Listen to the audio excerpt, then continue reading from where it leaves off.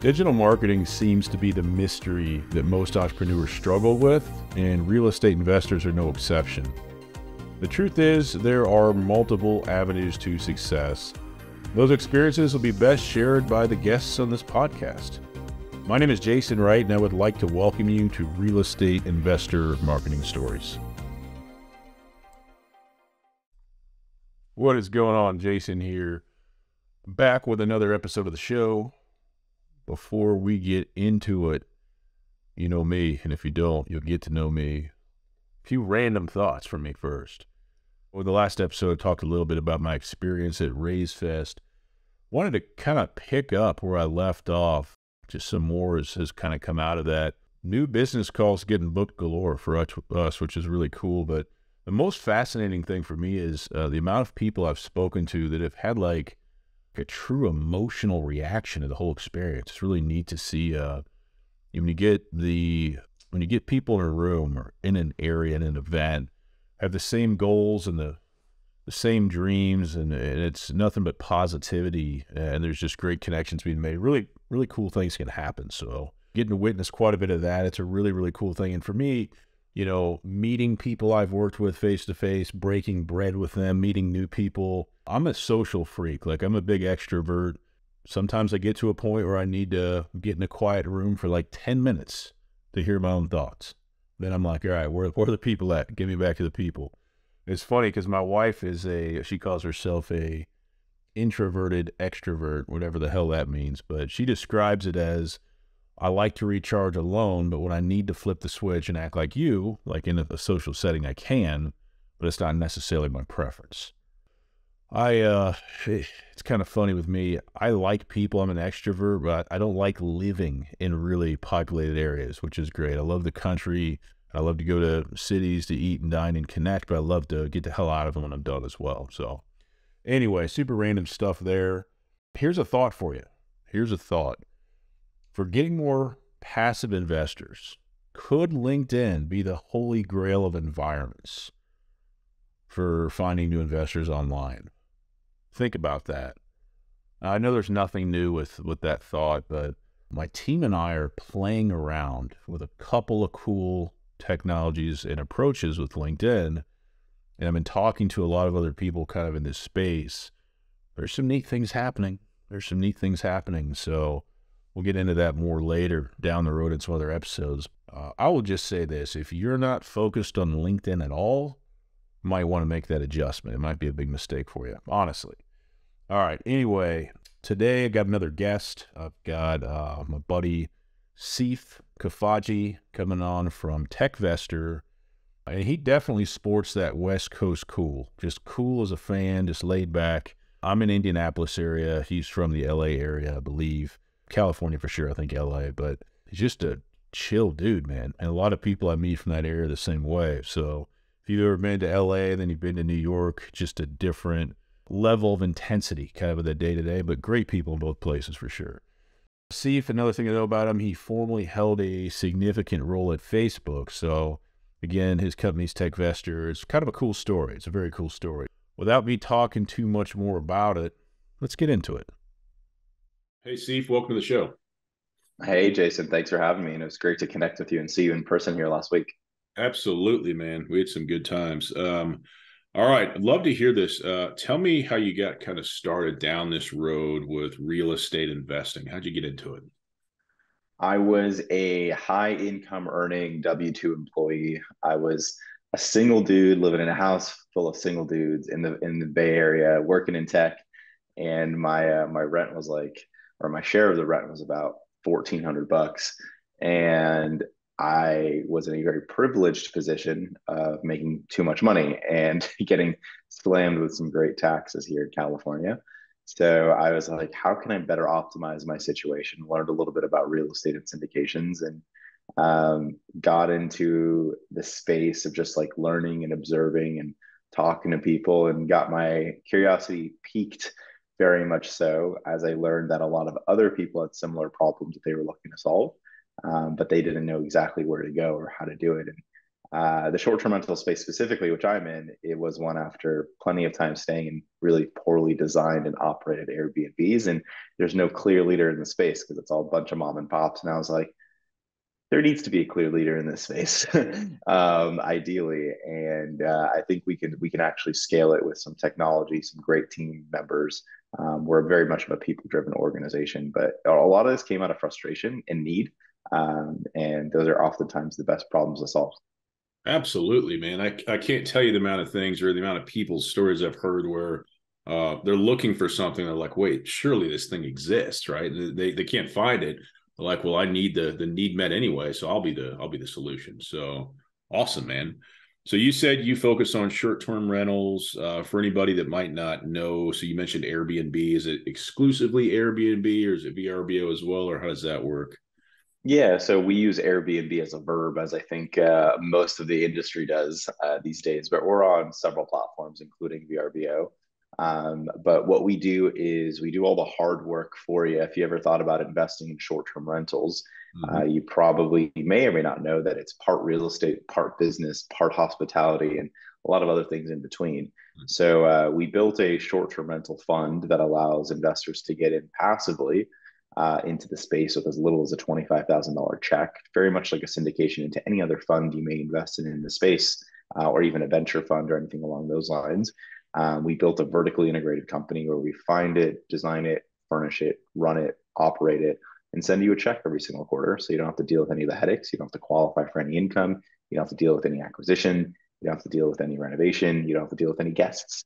But we do all of that for you, and the returns are pretty much on par as if you were to do it yourself and you were to hire a professional management company. But coming off the heels here of Q4, we typically do about 70% better in terms of revenue than your traditional property in any of the markets we're in. And that's because of our technology. Our team is fantastic. A bunch of us are ex-tech, Facebook, Apple, Vacasa, DR Horton. So we know how to scale this asset class, and we're really well positioned to do so. You already know this, but I'm going to tell us so it's on record. But I love what you guys are doing. Big fans, raving fans of what you're doing. So smart, makes so much dang sense. Let me ask you, any specific markets you're focused on? I know, like in real estate investing, sometimes people get really locked into a part of the country or maybe even a one single metro area. What about you guys? Yeah, that's actually a really interesting question because we are the rebel in the room, right? In many cases, when it comes to this, we are market agnostic, and we built our company to be market agnostic. So while there are markets we are already in, places like Scottsdale and markets within Florida, the Poconos in Pennsylvania, Memphis, Branson, some of those markets, we simply go where the data goes, right? And we follow the data, meticulously. Everything we do at this company, at our company, is data driven.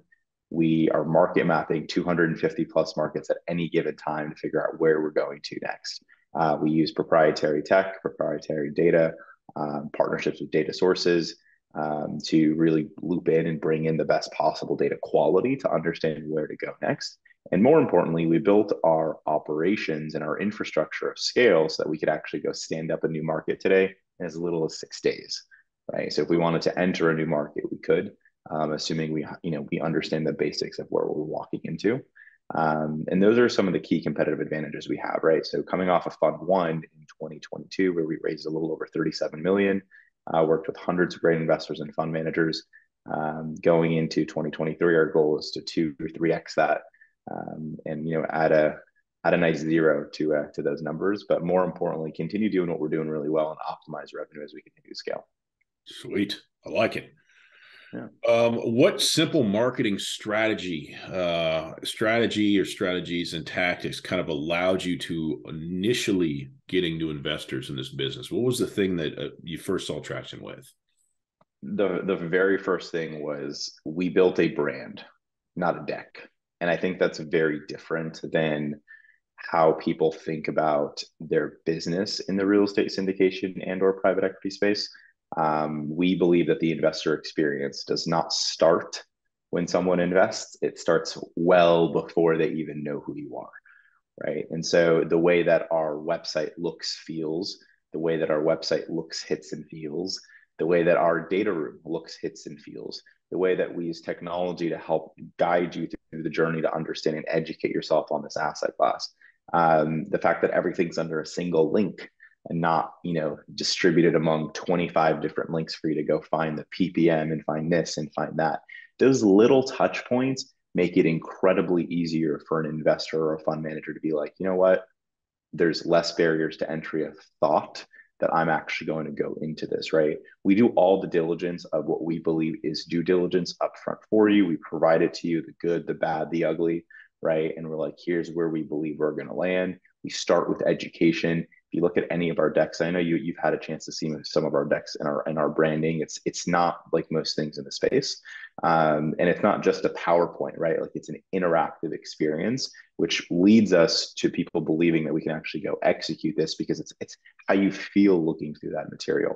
And then for our fund managers, in this space, I think fund managers are oftentimes lost when it comes to content direction, even building their own brand. And I think you know this really well, right? It's like, what do I do next? How do I educate my investors? What do I tell them? How often do I reach out to them? And so we've built a really great proprietary infrastructure for fund managers that focuses on them, not on us, right? On purpose, right? So we have an entire team dedicated towards giving them content, infrastructure, email templates, ideas, doing all the back office work for them, their automation, and that's where our partnership has come into place in the past as well and in the future, and their infrastructure, so they can focus on talking to new investors and attracting them to their deal or our deal if we're partnering with them as well. And so really, to encompass all of that, it's the investor experience, but how we define investor experience starts well before they even know we exist, yep. Right? And so I think that's a key differentiator. We're also very different. The asset class helps, right? Where no one's really seen Airbnbs at scale. Like, it's not a storage box where it looks just a metal box, right? Like I love storage, don't get me wrong, but it's a metal box, right? And multi's got its own strategy and its own allure, but our stuff is designed well. It's sexy. It looks great. It's relatable. It's post-pandemic. There's flexible work. It's really just, we made a relatable investor experience. And we're filming this podcast, and you saw me get here this past week at the conference. I'll walk in. I got a pair of white shoes on and a hoodie, because that's how most of us are 99% of the time. Yep. Right? Not the suit and tie type of investor that many people kind of assume, because that may not be relatable to most people. Although I know several people who attract that type of investor, and they're also equally successful for their asset class. Right. Yep. And so we wanted to build a relatable investor experience that people could understand and relate to. And don't get me wrong, don't let the hoodie fool you, right? We're an incredibly talented tech team behind the scenes.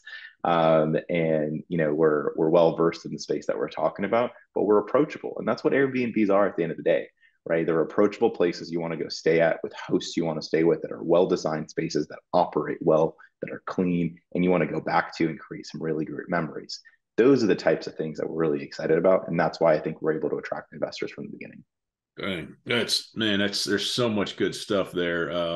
The big takeaway that I get is you guys invest in the actual human experience and with all your stakeholders. And it's the same stuff I talk to people about all the time, right? Don't talk at them, talk to them, like real people, so you guys are dialed into that. It makes a big difference. Like, just going through your stuff myself, I mean, you're right away. It's inviting. It feels real. It's just really, really good stuff, man. I love it. Let me switch it up on you a little bit. Here comes a curveball, my friend. What's been the biggest mistake you've made in regards to marketing so far? I think the biggest thing is actually not focusing on our fund manager partnerships early enough. Yep. Right. We came from a privileged position, again, where we raised our first 6 or 7 million from friends, family, people we knew. And then we were like, how do we scale? Right. And one of the very first things we thought about were things like paid events, right? A lot of growth, very startup minded kind of approaches to growth. And really where I think we could have focused a little bit better was, how do we support fund managers earlier? Right. I think towards the end of 2022, we really, that light bulb moment really came to us, where it was like, fund managers have no support, and they represent about 50% of the capital that we partner with. Right. Yep. And the industry does not value the fund manager experience. What they value is the output of a fund manager, which is the capital. But what no one's paying attention to is how do you support these people who are, our fund managers are our clients, are our stakeholders, are our partners in many ways. And how do we work with them to ensure that we're able to deliver an incredibly great experience, not at the output and beyond, but how do we deliver an experience to allow them to actually get to that capital?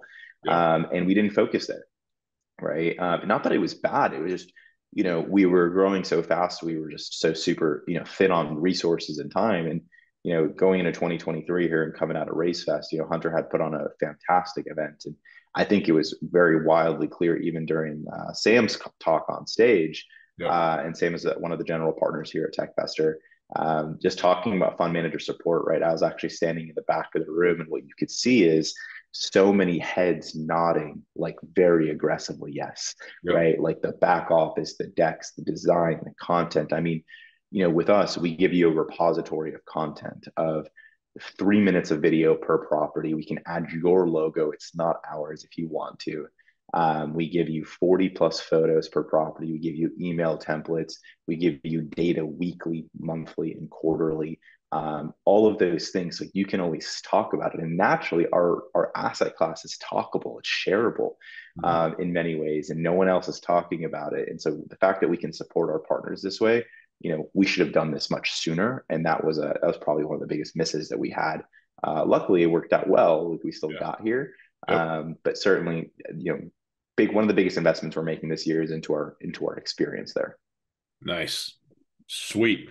All right, here's another curveball for you coming from the other direction, and I can't wait to see what you're going to say. I'm actually pumped out of my mind. Can you share a story about your real estate investing journey that you haven't shared anywhere else, not on another podcast, maybe not even publicly? And I'm going to give you no rules. This can be anything you want: good, bad, funny, happy, whatever. Yeah. A story that I really haven't talked about most, at least publicly, is when I first got into the real estate space.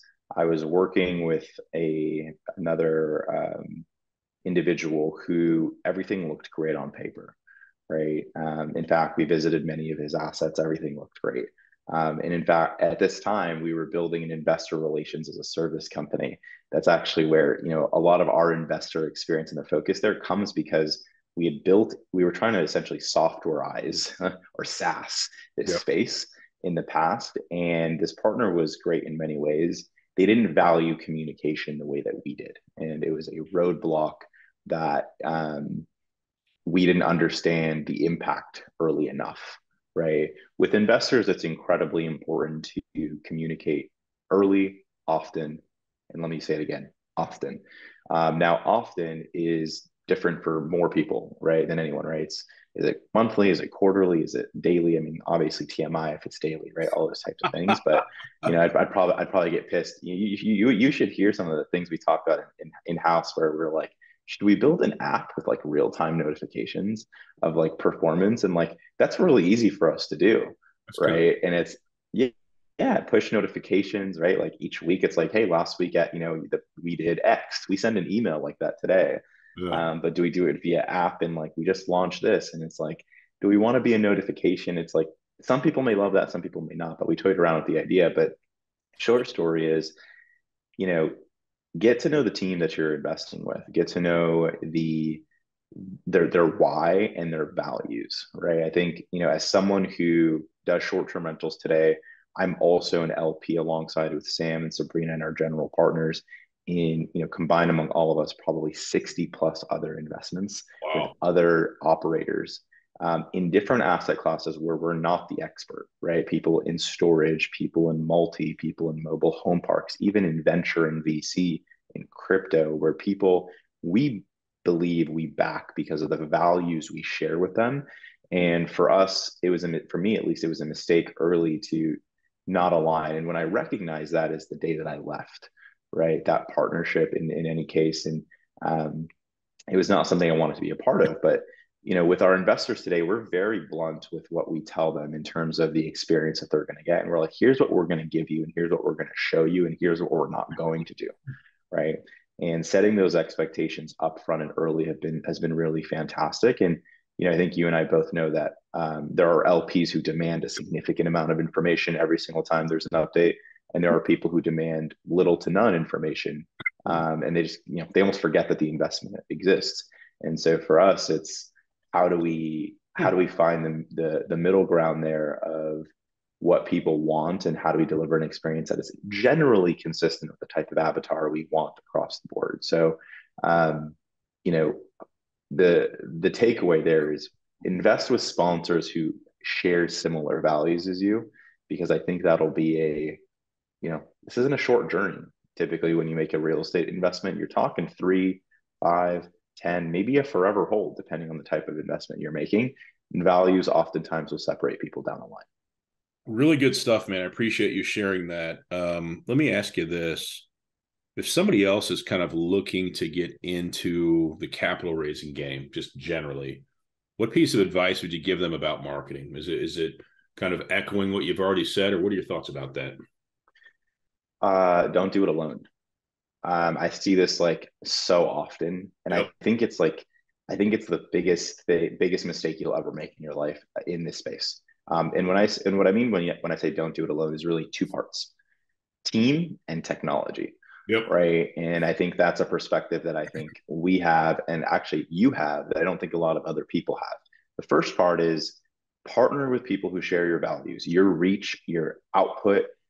Trust me when I say, whatever your marketing approach is, find someone who complements your values, or find people that complement your values. Yep. Between Sabrina, Sam, and I on the general partner level, there are things that Sam hates to do that I love doing. Yep. Right. Same thing with Sabrina. Right. And then even our team, our extended team, it was recruited in a way that allows us to be a marketing machine because Yep. of who we are and what we do. But also, please leverage technology. Like, we live in 2023.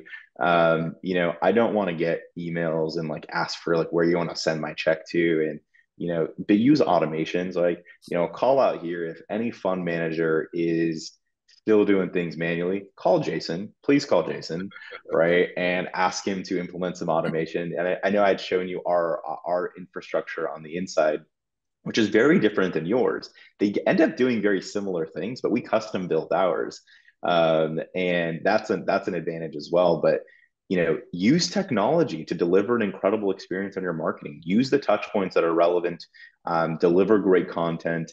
Note that I didn't say create content. I said deliver great content, even if the content isn't yours, Yep. right? And those are important things. It's just being on people's minds, but technology allows you to scale yourself in more ways than one.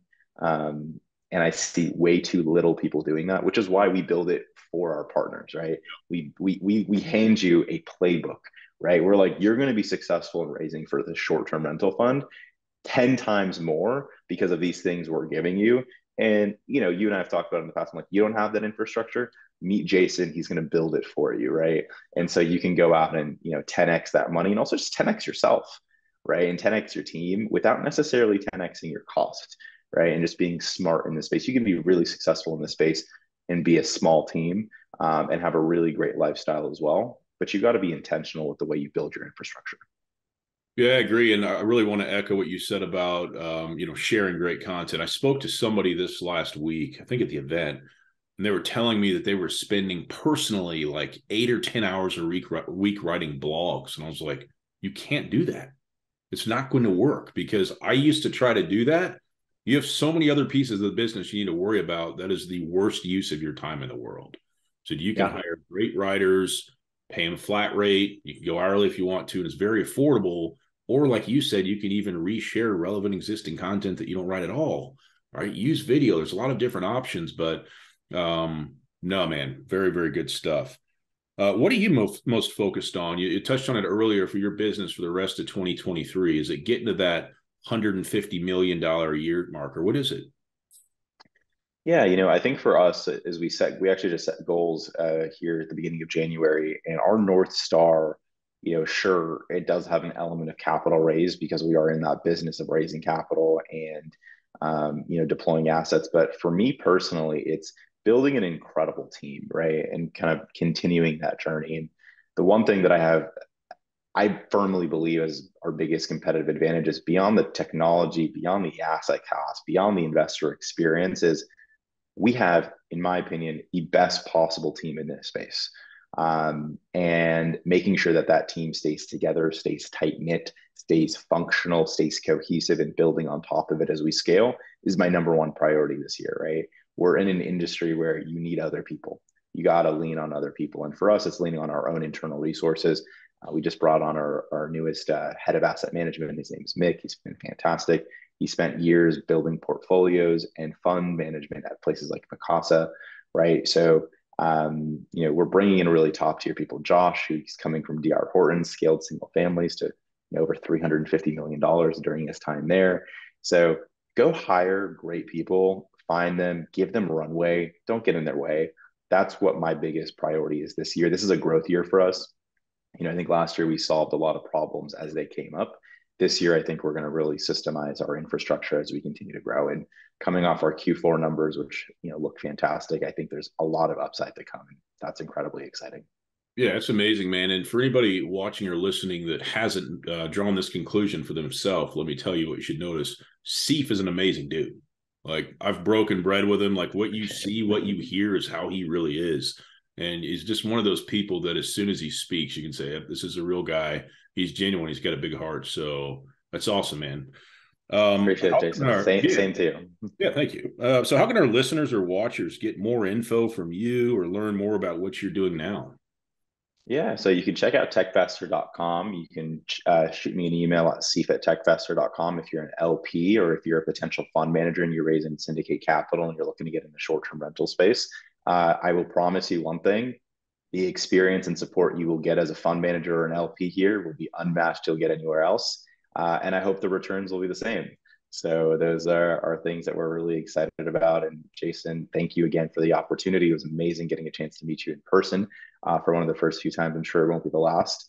And Race Fest next year is on my coast, so that'll be fun. Awesome, man. Well, thank you very much. Appreciate you coming on the show as well. Yeah, thanks so much, Jason. Thank you for listening to this episode of the show. I had a great time making it, and I hope you really enjoyed yourself listening to it. If you want to keep up with all things Real Estate Investor Marketing Stories podcast related, I encourage you strongly to go to reimarketingstories.com and signing up for our podcast newsletter. We will simply keep you up to date with what's going on at the show, new episodes, and things like that. reimarketingstories.com. So hopefully today's episode and the other episodes that you'll listen to will remind you that as a real estate investor, everybody starts at the beginning, okay? Our guest today and the other guests that you will hear on this show will share their real story, right? They'll tell you what worked, what didn't work. And I want you to remember one thing, if you remember nothing else today. It's possible for you too, okay? Never stop going and keep following your passion. Finally, today's show has been brought to you by capitalraisingautomations.com. If you're an active capital raiser and you are ready to learn the 3 areas that are holding you back from raising more capital, I strongly suggest you check out capitalraisingautomations.com. Check out our free 10-minute video there, and you let me know if it doesn't provide you value. I'm sure it will. All right, thanks again for listening to the show this week. Hope to see you next time. Take care.